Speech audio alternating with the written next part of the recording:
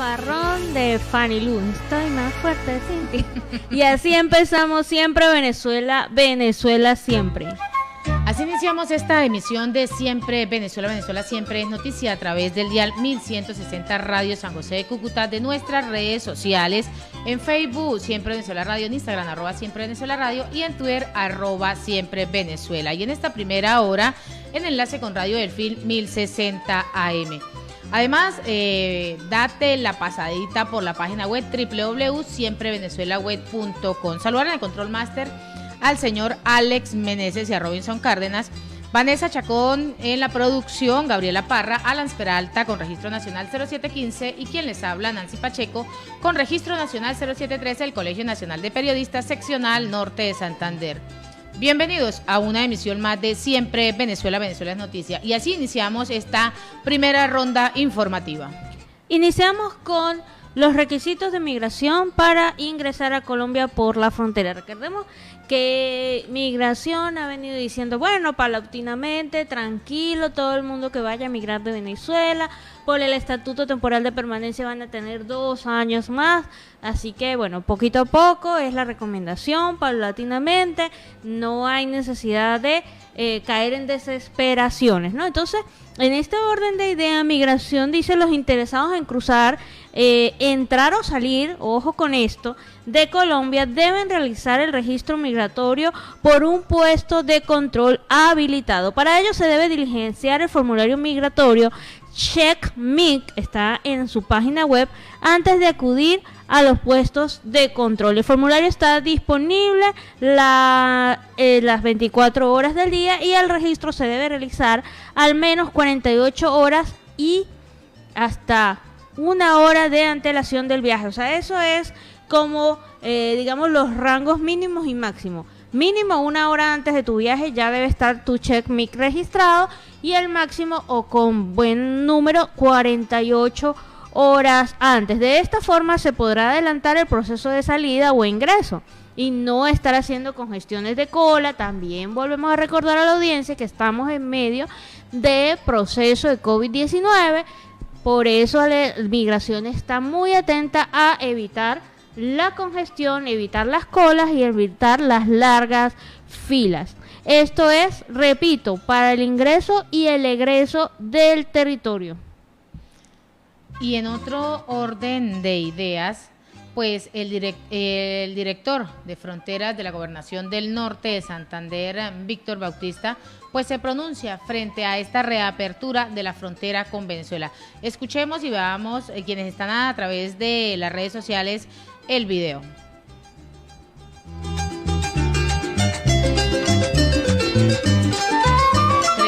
Todavía no tenemos en este momento, continuamos con más información. Economistas aseguran que el delivery y el bodegón pues no harán una economía que crezca, pero es positivo.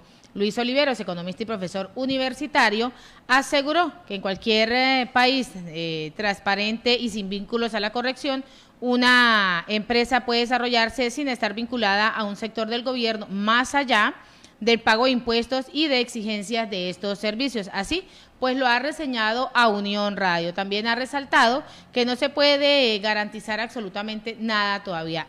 Ante esa situación, pues así se está viendo la economía de Venezuela. Así es muy importante esto porque el porcentaje que el emprendimiento o el microemprendimiento aporta a la economía de un país es bastante pequeño, y en este caso para Venezuela, que es un sector que no depende del gobierno, sino de la voluntad de cada uno de los venezolanos de abrir su propio negocito, sea bodegón, sea delivery, sea estos pequeños microemprendimientos, pues están aportando, y es positivo que sigan aportando, ya que pues se desagua un poco la cantidad de gente que depende de un ingreso público, que sabemos cuáles son las condiciones en las que están esos ingresos, los niveles lamentables de pobreza. Y en otro orden de ideas, misión de la Unión Interparlamentaria arribará en Venezuela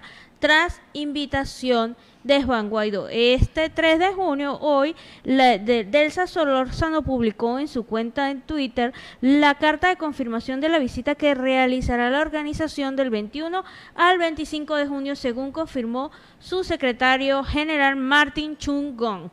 De la delegación espera reunirse no solo con Juan Guaidó, a quien parte de la comunidad internacional lo considera el presidente oficial de Venezuela, interino, estamos hablando de 50 países, sino que los integrantes de la Asamblea Nacional del 6 de diciembre, con quien reconocen mantener contacto para organizar reuniones con los dos actores que están en este conflicto, ¿sí? Entonces, por un lado tenemos la administración de Juan Guaidó reuniéndose, y por el otro lado con la Asamblea Nacional del 6 de diciembre, también para llegar a un punto intermedio.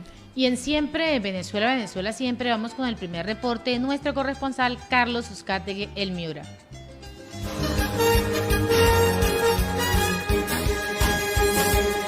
Saludos cordiales, una feliz tarde para todos desde Barranca, departamento de La Guajira, medio a medio del departamento. Carlos Uzcategui, el Miura, para el programa Siempre Venezuela, Venezuela Siempre, transmitido por Radio San José de Cúcuta 1160 amplitud modulada, enlazado con Radio Delfín 1060 amplitud modulada en Riohacha, capital de La Guajira. Ante todo, un cordial saludo muy afectuoso para Alan Peralta, Nancy Pacheco y Gabriela Parra, y a ese gran equipo de producción. 3 de junio del 2021 cayeron los milagrosos, quienes estarían al servicio de los pachenchas en Ciénega y en La Guajira.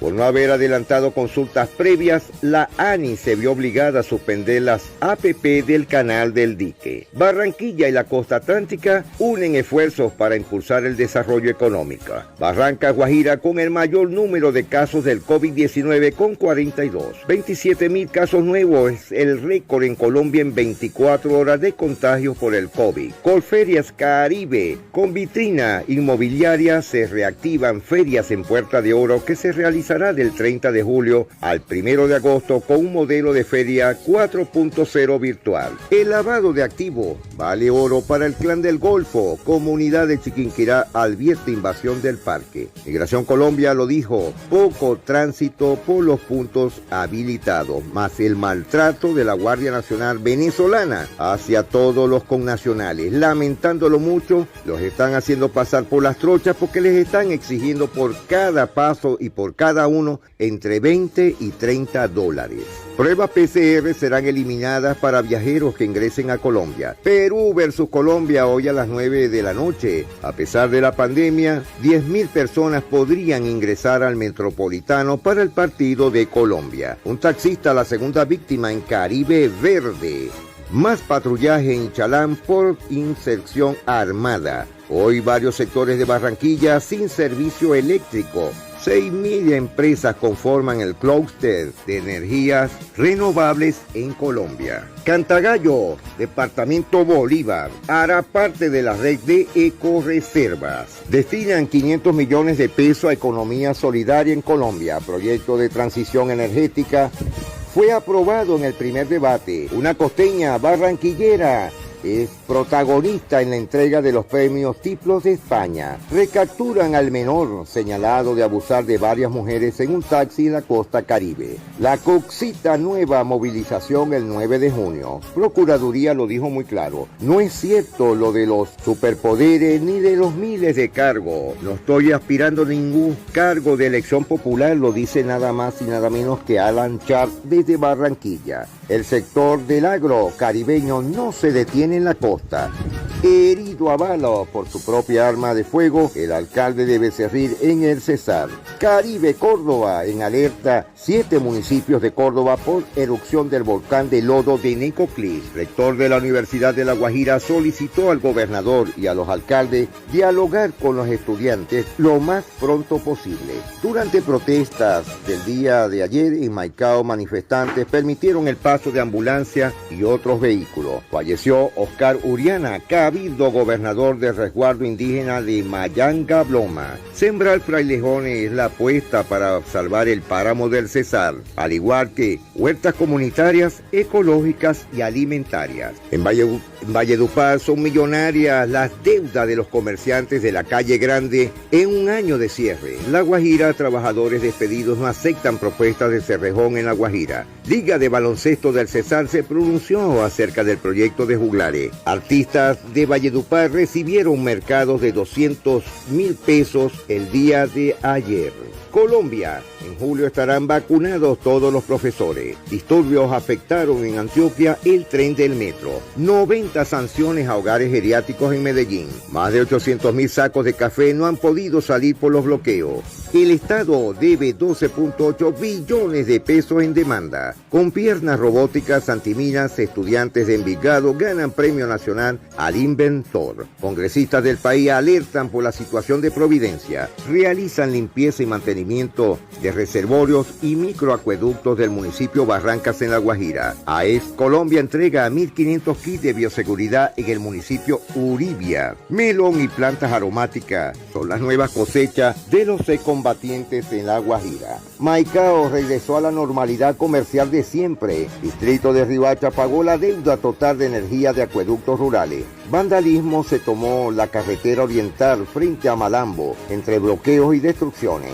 Entregan 40 filtros potabilizadores de agua en las veredas de Galapa, Caribe. Caen los del combo de Fran. Tenían monitores y una silla con sensores para vigilar. Cancillería venezolana rechazó situación y decisión unilateral de Colombia de abrir la frontera. Comisión de Naciones Unidas de los Derechos Humanos realizó capacitación al SMAC. Llegaron los avatares a Colombia en Facebook Live. Este sábado, en suceso, la ruta del agua potable en la costa atlántica con Jorge Cura. En Sabana Larga asesinan a joven por una moto. Barranquilla, Fadix Arteado ganó el título de literatura de poesía. En mayo, 21 homicidios en Cartagena, 11 riñas, 7 sicariatos. En total, van 78 los asesinados en lo que va de año. Cámara de Comercio lanza la Escuela de Comercio. En Olaya se robaron hasta los tanques de la basura de una sede comunal en Ciénega de la Virgen y Ricaute. En Cartagena de India hay disponibilidad de 57.224 dosis de vacuna. Puerto Venecia lleva 8 días inundados, lamentándolo mucho. Tronco que pesaba más de 200 kilos le cayó encima a un joven de 15 años en Cartagena. Cae el sicario, el presunto jefe del clan del Golfo en el Caribe. Córdoba reportó 498 nuevos casos de COVID-19, 14 fallecidos, pero Córdoba levantó las medidas de toque y queda y ley seca. Nadie los entiende. El 11.8% del hato ganadero de Córdoba se inmunizó contra lactosa en el primer ciclo. Como una tragedia ambiental, calificaron en el Instituto Humboldt la muerte de cóndor. Persisten las inundaciones en las zonas bajas de Ayaper por el desbordamiento del río Cauca. Entregado por fin el muelle de lancheros Cotton Cay en San Andrés. Taller online de fotografía de la Fundación del Lighthouse en la isla de Providencia. Desde hoy, a través de una representación de la Cámara de Representantes para revisar el desarrollo de construcción en el archipiélago de San Andrés, Providencia y Santa Catalina en sesión especial. Ya se inició la temporada de huracanes en el Caribe. Sector privado podría iniciar vacunaciones contra el COVID-19 desde el 15 de junio. Hospital de Albania recibió equipos médicos por medio de la Cruz Roja. Más de 1.000 contagiados en un día en el Magdalena. Proyecto de ley que crea la licencia parental compartida para el tercer debate. Autoridades advierten de falsas curas contra el COVID-19 en Colombia. Urge la reactivación del sistema férreo para impulsar la competitividad en el Magdalena. Algarrobo es el quinto ente territorial con mayor desempeño nacional. Los cucuteñas estarán en la cocina de Manchester, serán Gabriela y será Nancy. Y a última hora volvieron a bloquear la vía férrea tras incumplimiento por parte de la multinacional Cerrejón. Carlos Uzcategui, El Miura, retornando a los estudios. Gracias, Carlos Uzcategui, por ese reportaje muy bueno, de verdad. Y a esta hora en Siempre Venezuela, Venezuela Siempre, vamos a ver el video del director de Fronteras de la Gobernación del Norte en Santander, Víctor Bautista, se pronuncia frente a lo que está sucediendo con la reapertura de la frontera. La Gobernación de Norte de Santander encuentra muy positivo la expedición de la resolución 1175 de Migración Colombia, que con las demás disposiciones del Ministerio de Salud, del Ministerio del Interior y de la Cancillería permitieron a partir de hoy la apertura de los 3 pasos fronterizos existentes en los municipios de Villarrosario, Cúcuta y Puerto Santander. A partir del día de hoy y con acciones de mitigación del COVID-19 se ha permitido una apertura gradual y flexible de esta frontera. Para ello se estableció un sistema de control y seguimiento a las personas que implica una reducción de los indicadores de COVID-19 y unas acciones específicas de las autoridades de sanidad portuaria fronteriza. Del mismo modo, se estableció un equipo gerencial de la Gobernación de Norte de Santander, de los municipios de Cúcuta, Villarrosario y Puerto Santander, para evaluar semana a semana el funcionamiento de los pasos fronterizos y tomar las medidas correspondientes. Del mismo modo, encontramos importante la medida y disposiciones de Migración Colombia sobre un sistema de pico y cédula a las tarjetas de movilidad fronteriza que reduce el aforo y la cantidad de personas que podrán gradualmente pasar por los pasos de frontera.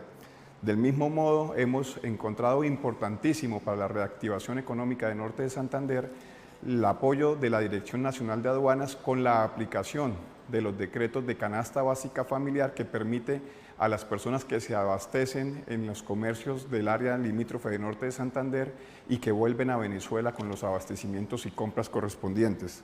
Todo esto será evaluado y ajustado con un plan de medidas el 14 de junio que permitirá ir ajustando todas las funcionalidades de los pasos de frontera e ir mejorando el trabajo por una frontera más legal y más reactivada económicamente en momentos que lo requiere esta región.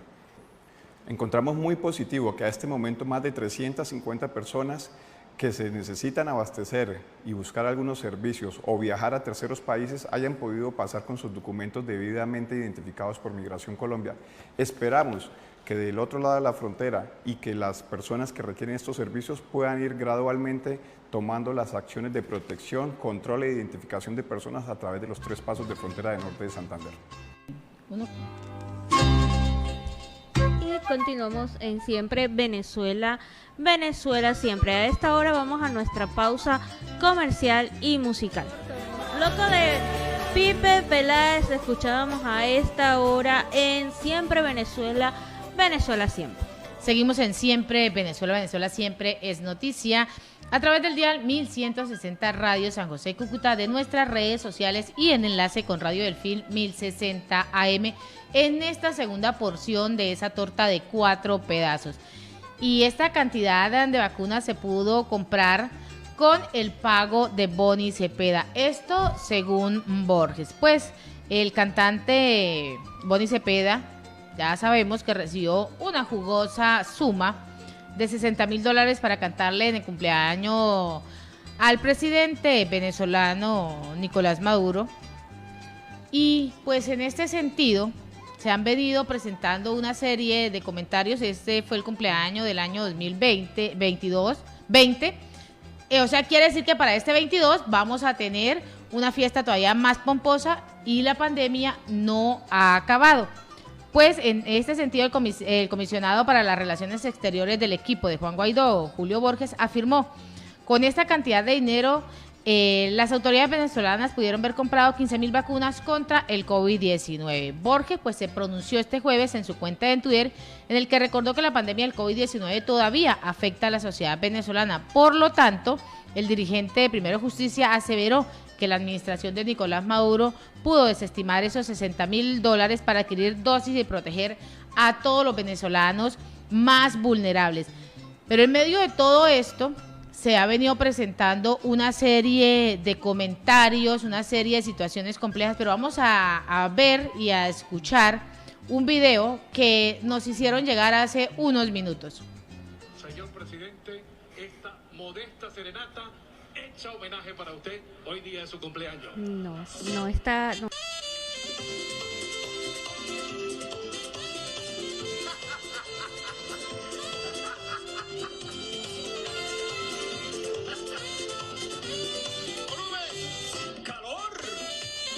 Un pequeño paneo de cómo está la cola para vacunarse en el Alba Caracas. De la cremilosis se ha acabado, mi amor. Se ha acabado. No hay vacuna. No hay vacuna. En el casco con mi esposo y me dijeron que no había vacunación. Si no te encontré, síguelo más. Visito los lugares donde íbamos tú y yo, pero nadie te ha visto. Tu rostro se perdió. Ahí estaba, quienes están escuchándolo, le narramos un poco esta situación. Vienen presentando un panorama en medio de ese video, realizando algo jocoso, pero al mismo tiempo con responsabilidad de ver cómo ese dinero que se pudo utilizar para las vacunas, porque estamos en plena pandemia y esa fiesta se presentó en plena pandemia. Ahí es a donde va esa violación sistemática de derechos humanos, de lesa humanidad. Aún así, viendo cómo el pueblo venezolano se está muriendo, que no tiene las posibilidades de tener las vacunas, que aún en medio de toda esta circunstancia salen con el cuento que ya pagaron en la OPS, que no existen los niveles de corrupción. ¿Por qué esa platica y de dónde salió esa platica? Si supuestamente en Venezuela no existe dinero, ¿de dónde salió? Pero sí existe para seguir haciendo irregularidades.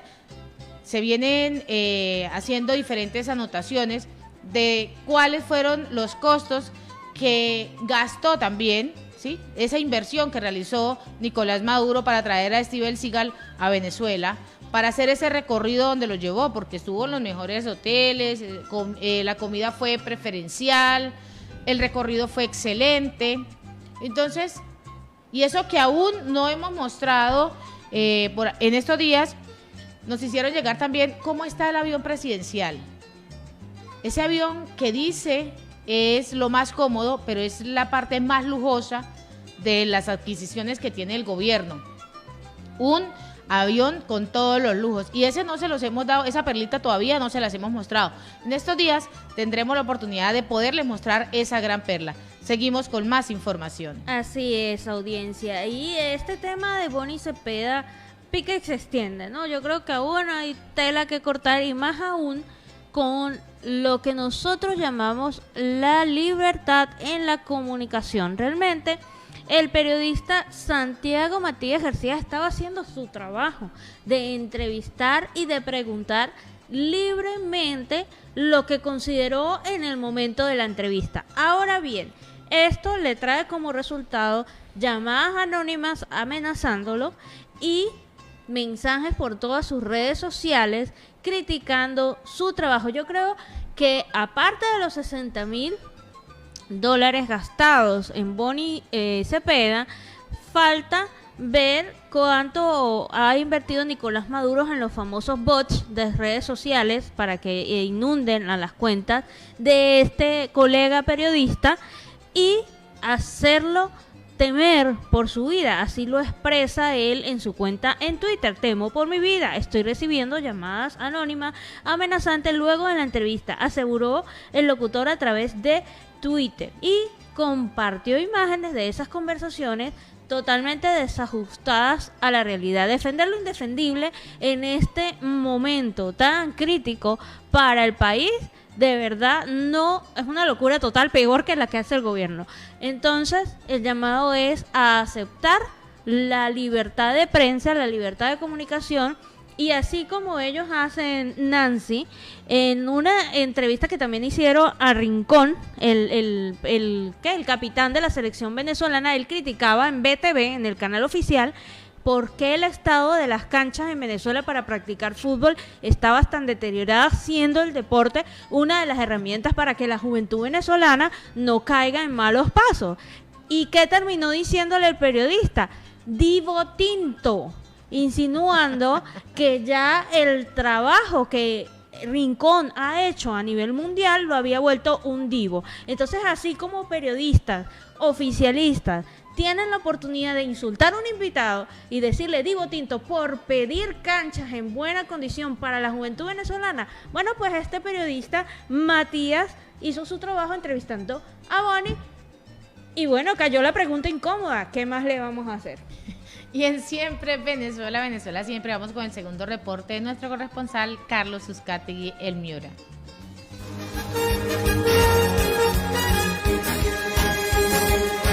Ya de regreso a nuestro segundo reporte, Carlos Uzcategui, el Miura, para el programa Siempre Venezuela, Venezuela Siempre. Hoy vamos a contar la historia de lo que es el pueblo raizal del archipiélago de San Andrés, Providencia y Santa Catalina. El pueblo raizal es un grupo étnico afrocaribeño protestante originario del archipiélago de San Andrés, Providencia y Santa Catalina, perteneciente a Colombia. Sus miembros hablan el criollo sandresano, una lengua criolla basada en el inglés, es decir, como un papiamiento. El pueblo raizal ocupó el archipiélago de San Andrés, Providencia y Santa Catalina antes y durante la época de la colonización europea y la trata esclavista en el Caribe occidental, reconocido así por la jurisprudencia constitucional que le ha reconocido el carácter singular del grupo étnico raizal y ha delineado en su especial protección por parte del Estado colombiano. Si bien los raizales son conocidos también como sanandresanos, lo cierto es que este último gentilicio corresponde en sentido amplio a un grupo más diverso que incluye a los inmigrantes a las islas durante el siglo XX.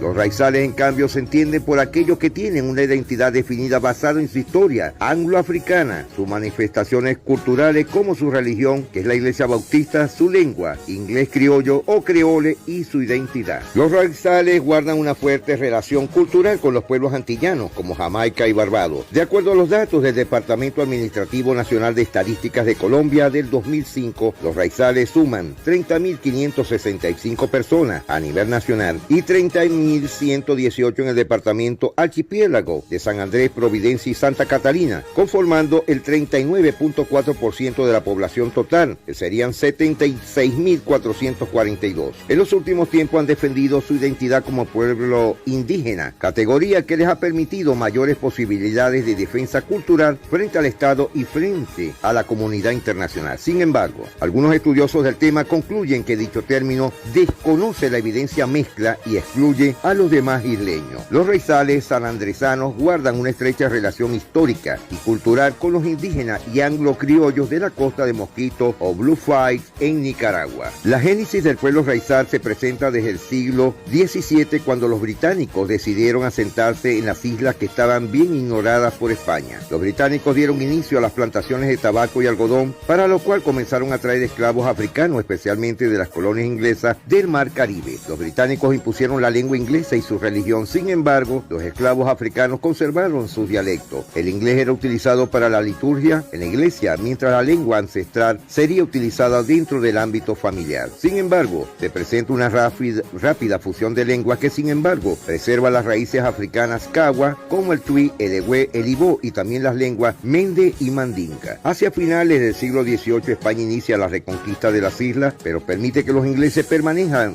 bajo promesa de fidelidad a la corona. De esta manera, las islas guardarían una fuerte relación con el mundo antillano anglófono, que contribuiría al moldeamiento de su cultura y las comunidades indígenas de la costa de Mosquita. En 1845 se fundó la Iglesia Bautista, que tendría un papel clave en el moldeamiento de la cultura raizal, que fue la auténtica autoridad organizativa en las islas desde aquella época. Con las batallas por la independencia de España, en las primeras décadas del siglo XIX, Colombia aseguró la soberanía política sobre las islas. Sin embargo, no se preocupó de una integración cultural a la vida nacional durante este siglo. En el siglo XX, dos factores harán que Colombia se interese en una integración de las islas a la vida nacional. La primera está marcada con la Constitución de Colombia de 1886 y la segunda por la separación de Panamá, lo que generó un proceso de asimilación cultural conocido como colombianización, que consistía en promover el uso del idioma castellano y la convención al catolicismo, con el envío de varias misiones para ese fin. Pero el momento determinante de la llamada colombianización se presentaría en 1953, cuando el general Rojas Pinilla declaró a San Andrés como puerto libre y motivó una inmigración incontrolada desde el continente. Los continentales que se asentaron eran provenientes de la costa atlántica, así como como árabes, turcos, colombianos. Si bien la política tenía la intención de integrar a las islas a la vida nacional y de ejercer soberanía, dicho proceso no se hizo otra cosa que crear un conflicto que atentó contra la cultura e identidad raizal. Los esquemas económicos, sociales y políticos traídos por los continentales de la base hispánica y católica segregaron las estructuras que los raizales ya tenían desde siglos antes. Este conflicto ocasionaría resentimientos en lugar de lograr lo esperado e introduciría dos clases sociales, los raizales y los continentales, llamados por estos como pañá, lo primero con una sensación de marginación en su propia tierra. Por otra parte, se empezó a presentar el problema de la sobrepoblación y la escasez de recursos, lo que en la actualidad es una de las principales dificultades con la isla de San Andrés como una de las más densas pobladas del mundo. Más de 70.000 personas viven en el espacio de 44 kilómetros cuadrados, es decir, más de 1.500 personas por kilómetros cuadrados. Otros aspectos descriptivos culturales de los raizales son su vivienda y su música. La vivienda raizal guarda relación con la vivienda tradicional de las Antillas anglófonas de colores vivos de madera y en una combinación de estilos ingleses y africanos. Lo mismo sucede con la música, la cual pertenece de alguna manera a las manifestaciones antillanas y muy especialmente a la de Jamaica, país este que tiene una gran influencia cultural en la población. Sin embargo, con el contacto directo con la inmigración continental colombiana, durante el siglo XX San Andrés recibió una gran influencia cultural, especialmente de la región Caribe de Colombia, muchos de los cuales construyeron edificios de ladrillo, hoteles y dieron otro aspecto menos autóctono a numerosos sectores, especialmente en la isla de San Andrés. ¿Cómo se visten en San Andrés? El vestido de la mujer es un vestido de mangas 3/4, cuello alto con abundancia de encajes de adorno, lazos en cinta de seda alrededor de la ancha falda que cubre el tobillo, generalmente en colores suaves, en aguas anchas con cinta y encajes de adorno y calzón a media pierna y zapatos cerrados.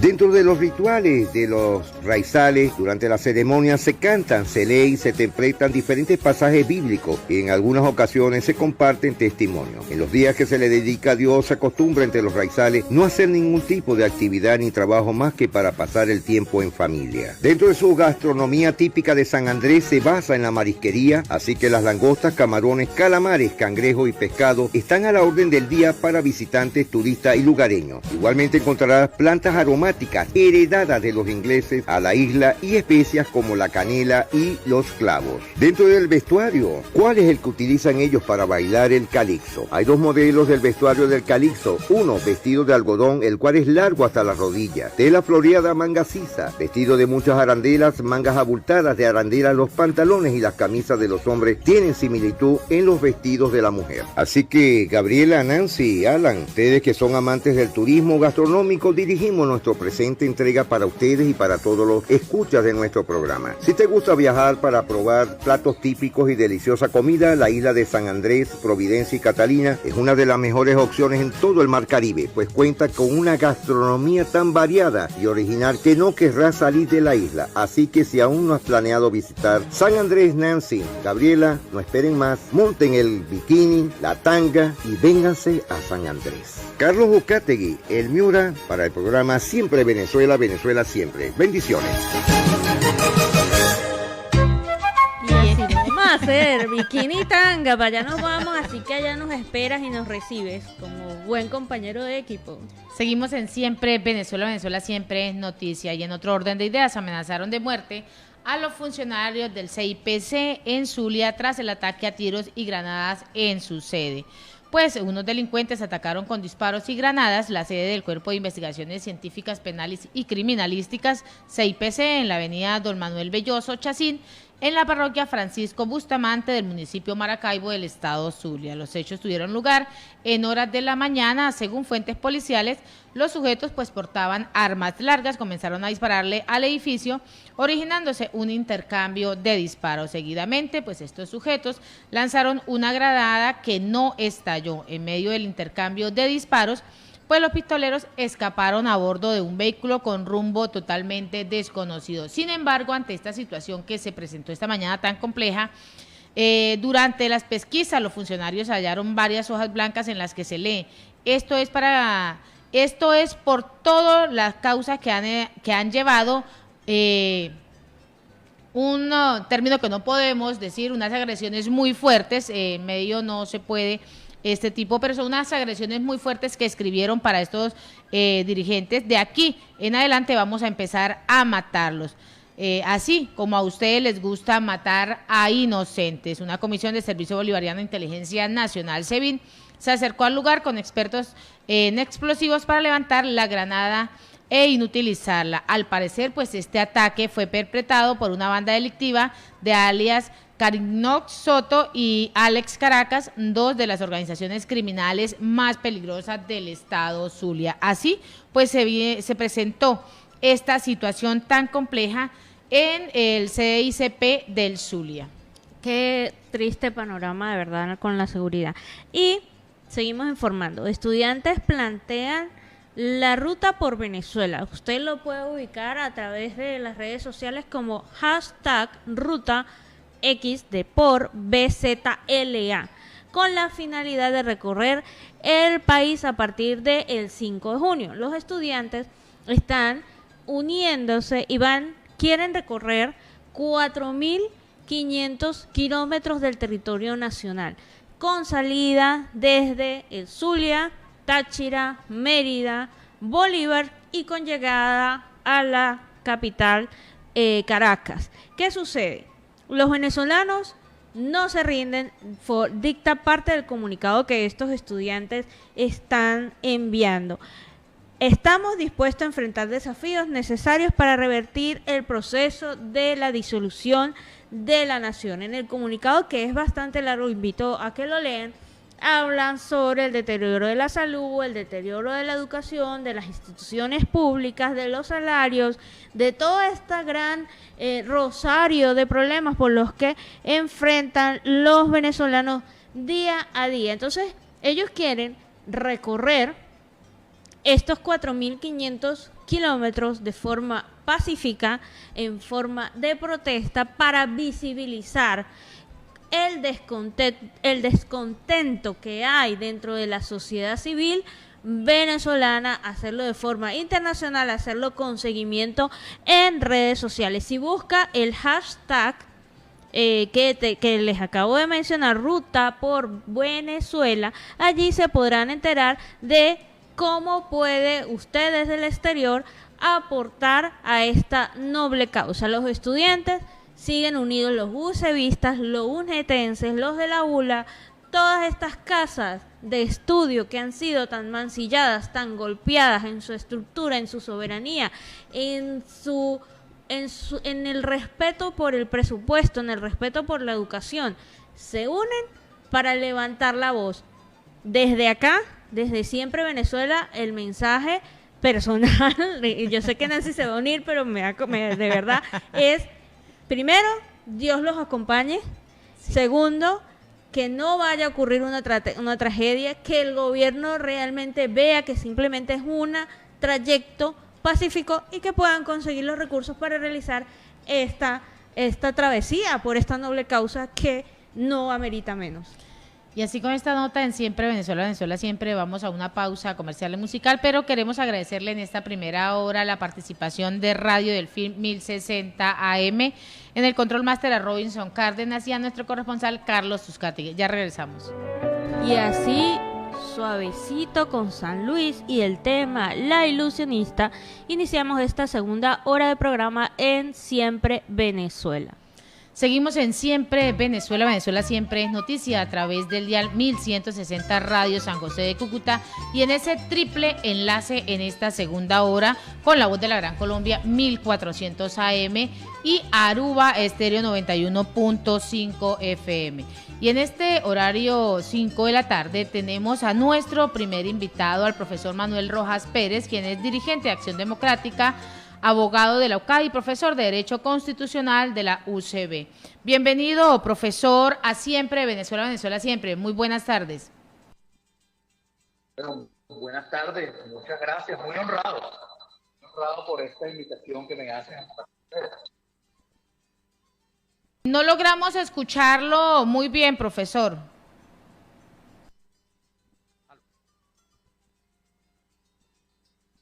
Profesor, ¿me escucha?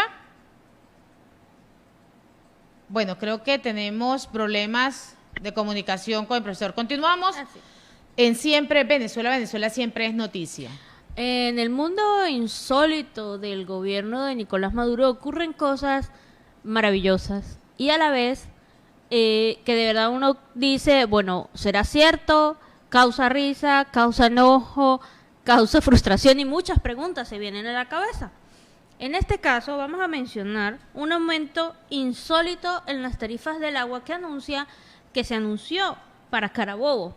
El porcentaje de aumento llega a 1.020.000%. No estamos hablando de ninguna moneda. Casi nada, ¿no? Sí, estamos hablando de porcentajes. De porcentaje.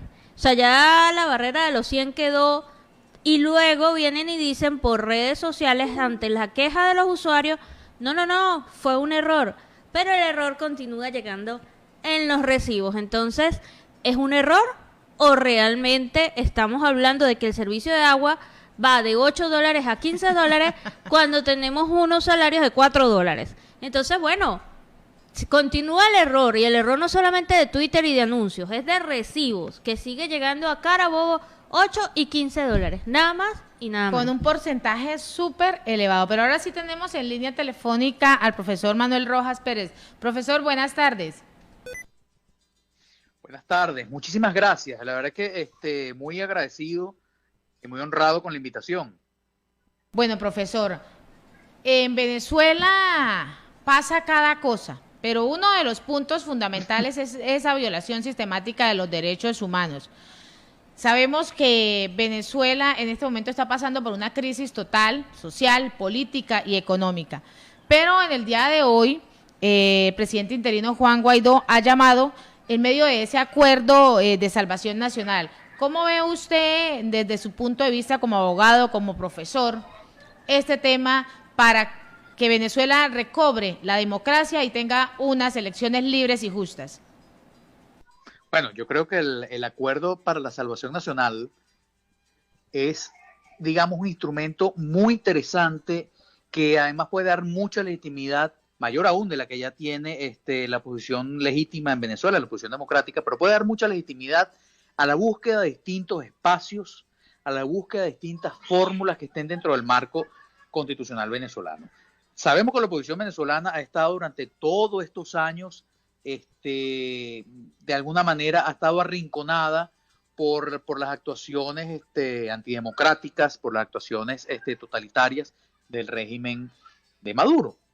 El Acuerdo de Salvación Nacional lo que busca de alguna manera es poder abrir todos los espacios posibles para que no se nos legitima que donde haya que ir a comenzar, ir a buscar algún acuerdo, se haga. Donde haya que impulsar la protesta ciudadana consagrada y establecida dentro del marco constitucional, también se haga. Donde se pueda trabajar con la opinión, con la comunidad internacional más de lo que ya se ha venido haciendo, pues que también haya esa presión. Pero en todo caso, el Acuerdo de Salvación Nacional trata de lograr que todos los sectores de la sociedad venezolana se organicen en todos los espacios y en todos los escenarios posibles de lucha.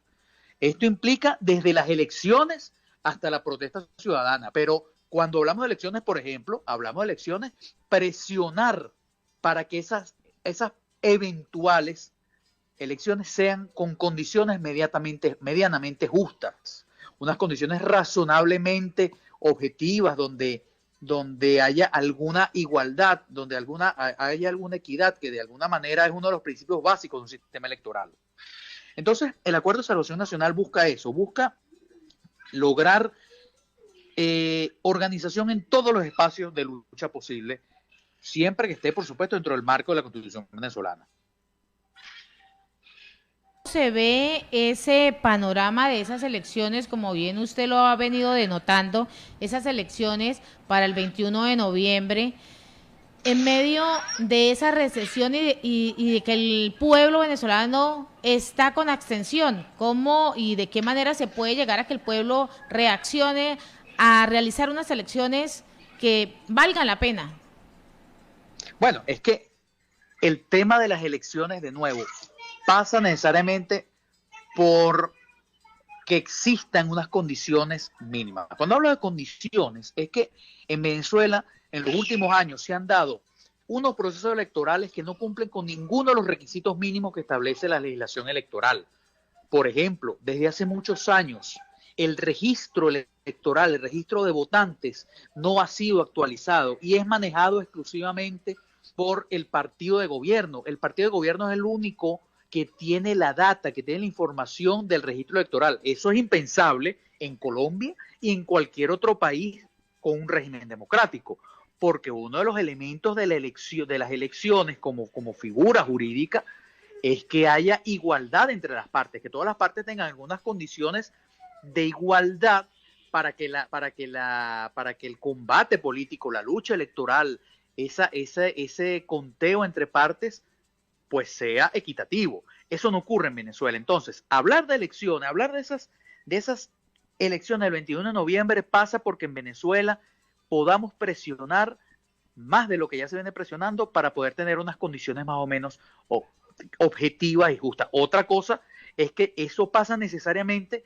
porque culmine el secuestro que tiene el gobierno de Maduro sobre partidos políticos de tradición opositora, Acción Democrática, Voluntad Popular, Primero Justicia, una cantidad de partidos que vía poder judicial el régimen de Maduro se ha quedado con esos partidos, se ha quedado con el control de esos partidos. El gran ejemplo, mi partido Acción Democrática, mediante una sentencia del Tribunal Supremo de Justicia, el gobierno se le entregó a un grupo de chavistas, a un grupo que forman parte del movimiento de Nicolás Maduro, se hacen pasar frente a la gente como militantes de oposición cuando en realidad son unos agentes del gobierno de Maduro.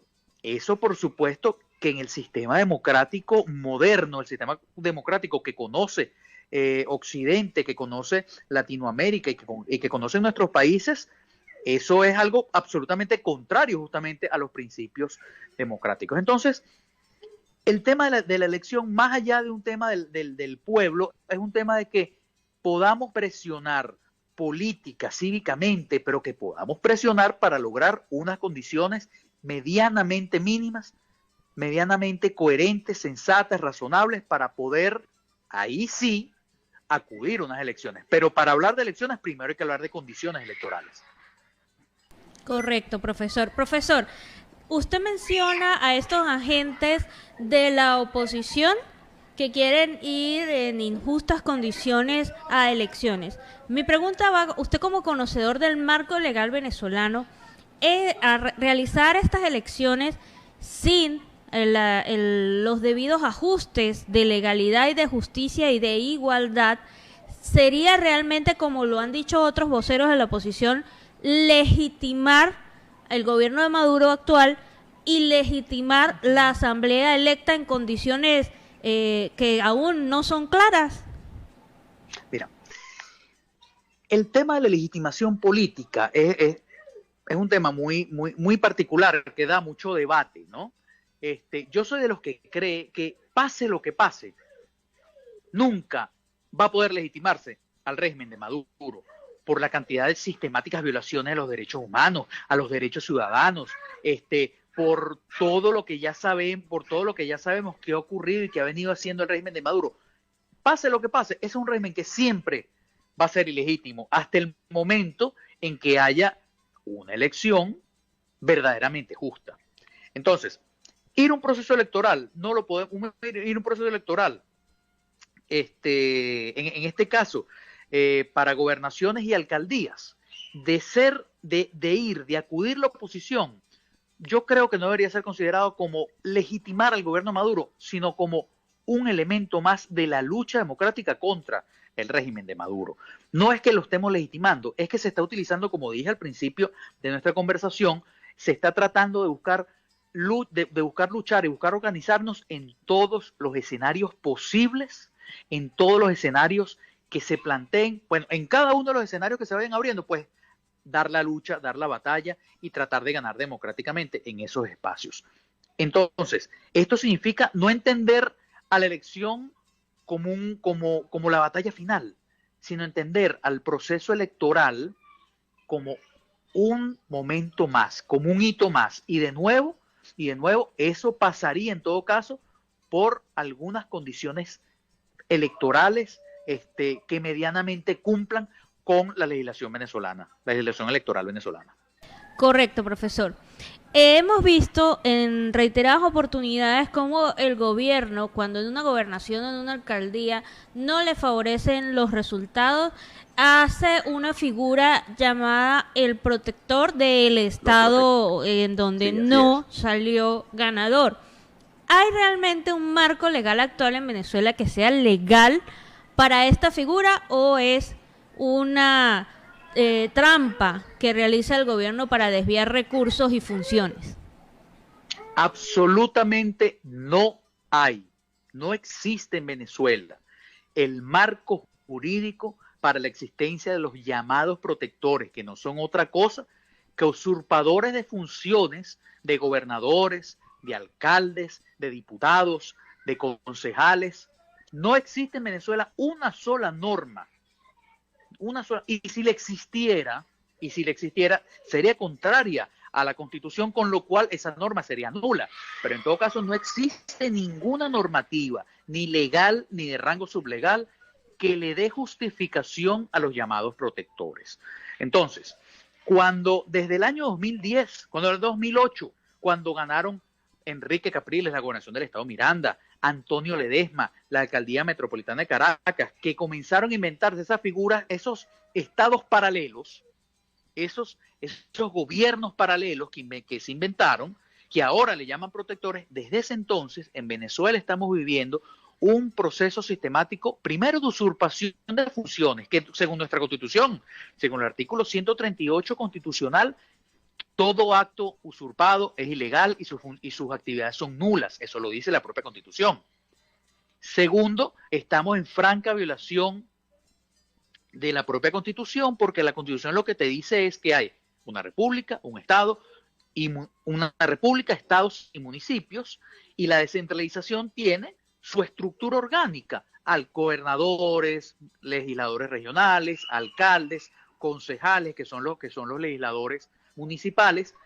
En ningún lado de la Constitución establece ni consejos comunales, ni establece poder popular, mucho menos establece estos llamados protectores. Esto no es más que un gran fraude a la Constitución, que un invento del señor Maduro para desviar fondos públicos que corresponden no al gobernador y no al alcalde, al pueblo que eligió a esos gobernadores y esos alcaldes. Entonces se desvían fondos, se le quitan funciones arbitrariamente, y entonces estamos frente a un sistema absolutamente autocrático, frente a un sistema que no respeta en ningún sentido el Estado de Derecho constitucional venezolano. Nos encontramos con una frase que es muy relevante en este momento. Yo no pienso votar porque me voy del país. Los jóvenes no piensan votar en este momento. Es la frase que ellos están en este momento denotando. ¿Cómo usted califica esta acción si la juventud es aquella que va a seguir creando una mejor ciudad? Es que hay que entender al que dice una frase como esa. El régimen se ha encargado durante mucho tiempo de matar al voto como sistema democrático. El régimen de Maduro se ha encargado de inculcar la idea de que el voto no es importante, ¿sí? Porque en esta idea antidemocrática del régimen de Maduro, lo importante es que ellos son los hijos de Chávez. Lo importante es que ellos están defendiendo la revolución y son los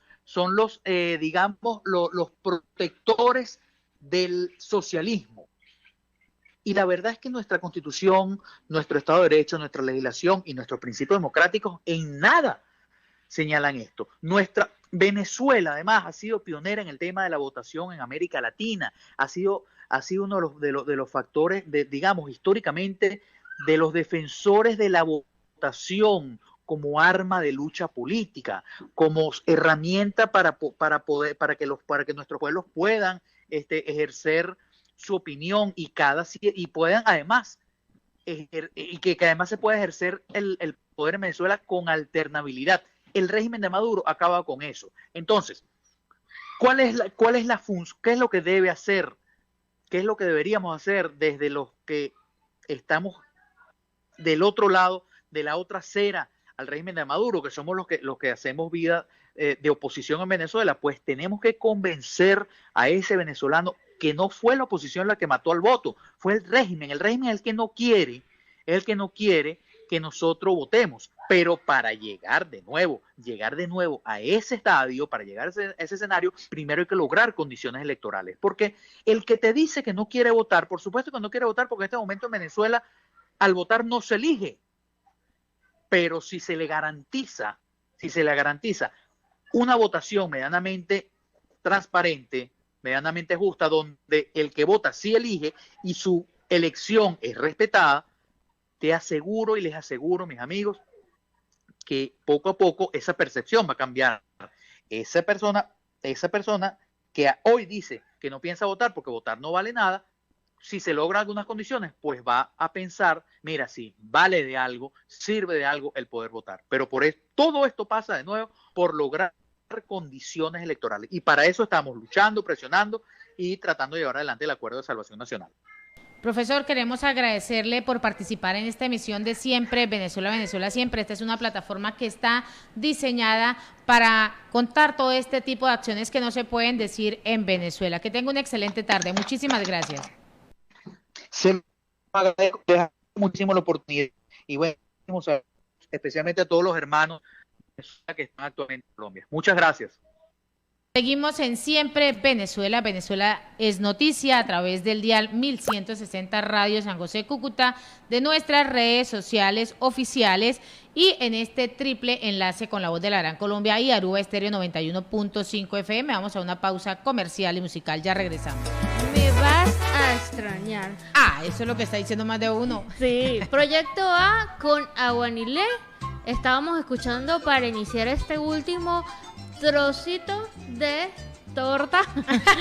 Ya se lo aprendió. Sí, ya me lo aprendí. Este último pedacito de la torta que se llama Siempre Venezuela, Venezuela Siempre. Seguimos en Siempre Venezuela, Venezuela Siempre es noticia a través del dial 1160 Radio San José Cúcuta, de nuestras redes sociales y en ese triple enlace con La Voz de la Gran Colombia 1400 AM y Aruba Estéreo 91.5 FM. Pero tenemos a nuestra segunda invitada y nos acompaña en esta tarde Aunari Finol, quien es licenciada en Comunicación Social, secretaria general encargada del Colegio Nacional de Periodistas de la seccional Costa Oriental del Lago. Bienvenida, Auneris, a Siempre Venezuela, Venezuela Siempre. Buenas tardes. Buenas tardes, Nancy y Gabriel. Muchísimas gracias por esta invitación. Estoy muy contenta de que nos hayan tomado en cuenta para pasar un rato agradable con ustedes. Muchísimas gracias y saludo a toda la audiencia que ustedes tienen a esta hora.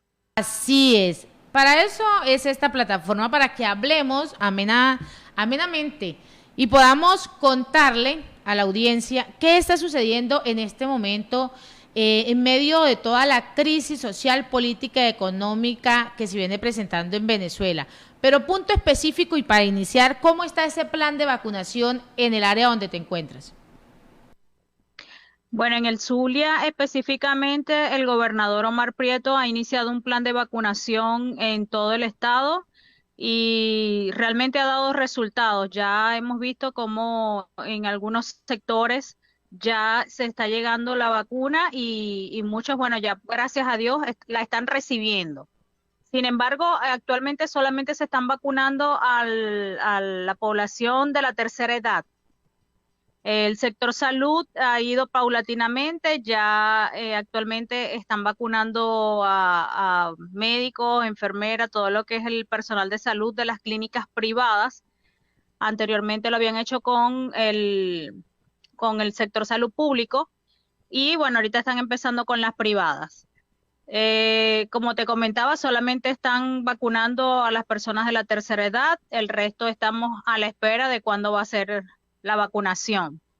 En el caso de los periodistas, estamos exigiendo actualmente que seamos tomados en cuenta, pues ya a pesar de que no somos personal de primera línea en esta batalla contra el COVID, como ustedes lo saben, nosotros estamos bastante expuestos con esto de que estamos cubriendo todo lo que acontece a nuestro alrededor, mantenemos informada a la población y por lo tanto creo que merecemos estar dentro de esos sectores priorizados, como lo llaman acá.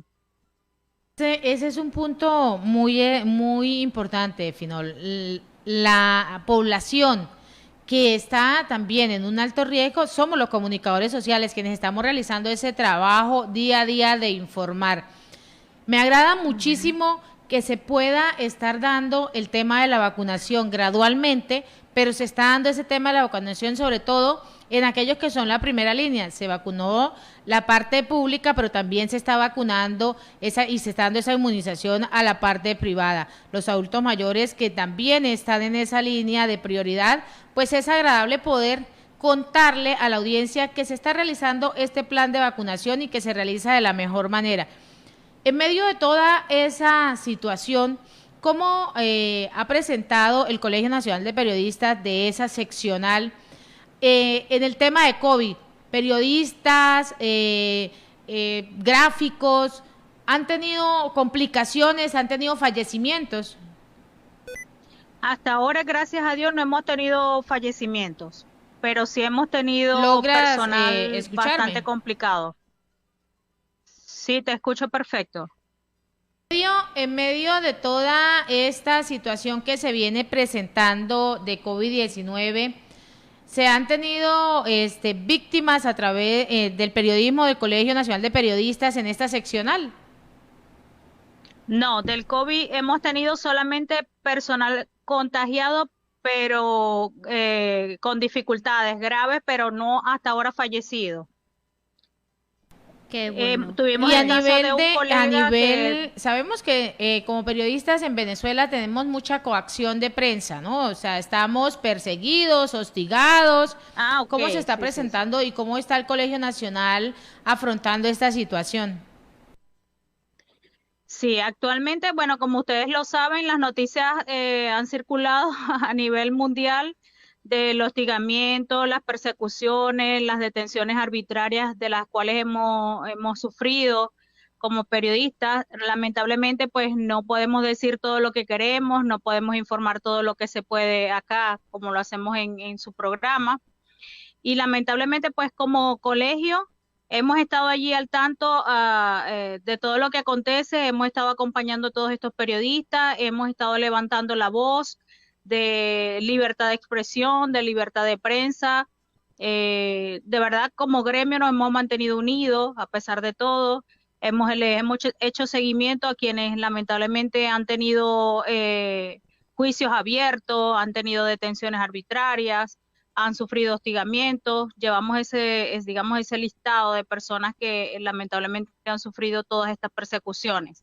Eso no ha parado. Como lo saben, hay una política en medio de todo esto de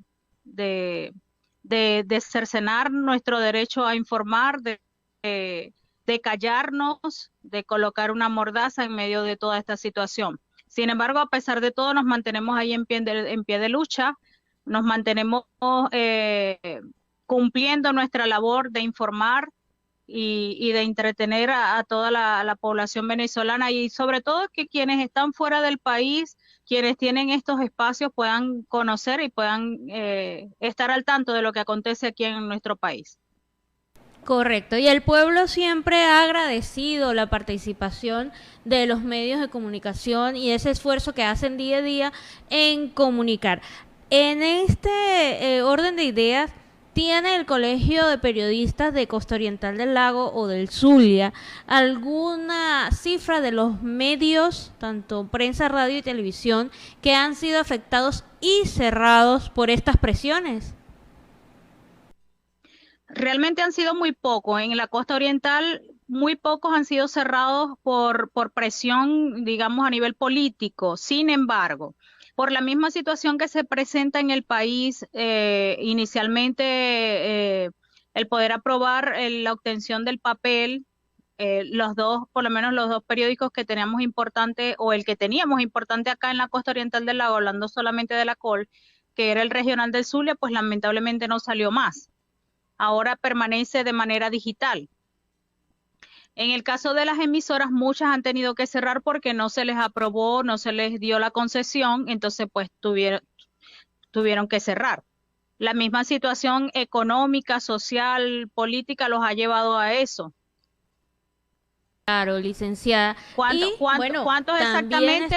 Son muy pocos, te pudiera decir como también, 10. Perdón, Más o menos. licenciada. También está sobre la palestra el tema político, el tema electoral.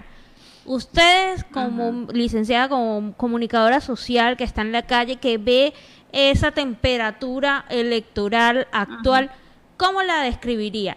¿Hay oportunidad o hay, digamos, esa intención de voto en Costa Oriental del Lago o por el contrario está fría? ¿Cómo la define usted? No, de verdad que hay una apatía. La gente, mira, te voy a hablar sinceramente, en la costa oriental del lago la situación con el COVID es bastante preocupante, es alarmante, son muchísimos los casos, los contagiados, las muertes que escuchamos diariamente y la gente solamente piensa en cómo sobrevivir de toda esta situación. No te digo la verdad, mucha gente no está preocupada por las elecciones o lo que pudieran estar pensando los políticos. Creo que esto va a traer mucha apatía, va a traer mucha ausencia en el caso de que se realicen, porque la gente lo que está pensando es en que los quienes están actualmente pudieran ayudar a la población y no lo están haciendo. Entonces, hay mucha decepción de parte de la población con respecto a los políticos. Finalmente, Aunari, ¿cuál es ese mensaje que le envía a todo el gremio periodístico a nivel de país y a nivel internacional? Decirles pues que no bajemos la guardia. El mundo nos necesita, sobre todo donde nos encontremos, a dar nuestro granito de arena. Quienes están fuera, apoyar a quienes todavía permanecemos acá, ayudarnos a decir siempre todo lo que acontece en nuestro país. Es importante que el mundo entero sepa lo que pasa acá. Gracias por apoyarnos, gracias por estar siempre allí. Nosotros, a pesar de todo, a pesar de las vulneraciones que podamos sufrir, permanecemos aquí de pie y creo que eso debe ser ejemplo para ustedes. Hagan ustedes también desde los espacios donde se encuentran. Muchísimas gracias por tomarnos siempre en cuenta. Por participar, Aunari, en esta emisión de Siempre Venezuela, Venezuela Siempre es Noticia. Esta plataforma está diseñada para eso, para dar toda esa información que es censura en Venezuela y que acá, desde estos micrófonos lo podemos hacer. Que tengas una excelente tarde. Igual, muchísimas gracias. Feliz tarde. Seguimos en Siempre Venezuela, Venezuela es Noticia. Continuamos con el bloque informativo. Así es, CNE ha ya enviado dentro de su cronograma electoral las invitaciones para el acompañamiento internacional en las elecciones del 21 de noviembre. Pedro Calzadilla, presidente del Consejo Nacional Electoral, informó este jueves que el ente comicial ya envió las invitaciones. El acompañamiento internacional a los comicios regionales y municipales conjuntos ya previstos. El funcionario visitó un punto de inscripción y actualización del registro electoral. El CNE tiene que ser transparente. Las organizaciones políticas están siendo testigos de este proceso para que no quede duda de la transparencia del proceso que se va a utilizar. Entonces, bueno, hay que, le invitamos al señor Pedro Calzadilla a que diga de forma más expresa a quién está invitando. ¿A qué organizaciones está invitando? ¿A qué países está invitando? ¿A qué representantes políticos? Para evaluar si realmente esta lista está totalmente centrada en un espacio no político, centrada en un espacio de un acompañamiento internacional imparcial y que realmente se le dé espacios reales de acompañamiento. En una elección pasada se observaba cómo a este acompañamiento internacional se le decía específicamente a qué centros podía ir y de qué manera podía participar, hasta dónde podía llegar, y se decía en aquel momento que eso estaba contra todo acompañamiento que se haya realizado a nivel internacional. Eso no era la forma de actuar. El gobierno no nunca el gobierno que está siendo sometido a elecciones, nunca a nivel internacional ha realizado esa segmentación de decirle al acompañante internacional, tú solamente vas a ver hasta aquí o solamente vas a acompañar hasta aquí. Estas observaciones son aleatorias, libres y autónomas. Entonces, al presidente del Consejo Nacional Electoral, ojalá de verdad detalle en un listado específico, no es solamente decirlo, es demostrarlo a quienes están acompañando y que ojalá que estos representantes que estén en ese listado estén libres de acompañar aleatoriamente al proceso y que se den buenos resultados de esta invitación. Y en medio de todas esas invitaciones que está extendiendo y que está mostrando en esta nota, Gabriela, las inscripciones en el registro electoral. ¿Quiénes están participando y por qué? Pues es la pregunta que se realizan.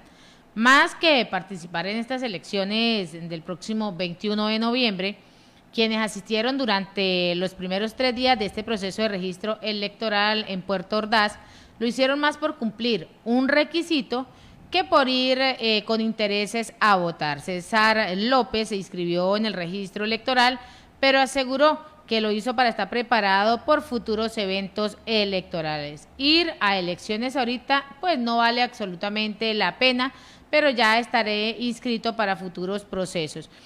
Quiero abrir una cuenta y me piden estar inscrita en este registro electoral, entonces lo hago más por tener ese beneficio que por cualquier otra cosa, y era lo que venía explicando el profesor Manuel Rojas Pérez con esas inscripciones. ¿Por qué quieren ir a participar en estas elecciones? ¿Por qué lo hacen?